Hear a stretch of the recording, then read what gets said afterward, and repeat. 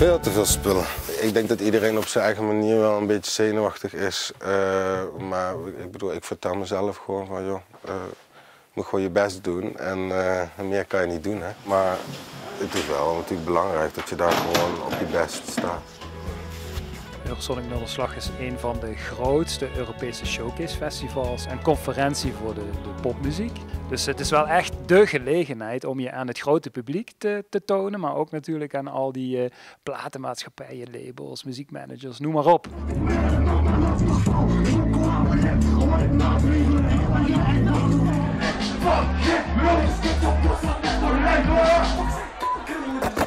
Rex Suzuki, I got her in the shotgun. Drops on the back, my motherfuckers willen meer verkloppen. Ben je zelf al eens op Eurosonic Noorderslag geweest? Nee, ik voel mezelf echt een naïeve muzikant dat ik dit mag zeggen, maar ik ben er dit jaar pas achter gekomen, echt 2 maanden geleden.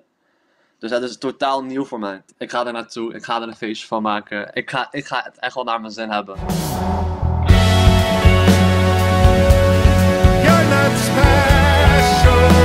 We gaan daar 4 dagen, daar 5 dagen in totaal heen. En dan spelen we 3 shows. En dan natuurlijk nog heel veel meetings en wat interviews. We releasen ook op Noorderslag ons album. Dus dat is sowieso natuurlijk super spannend.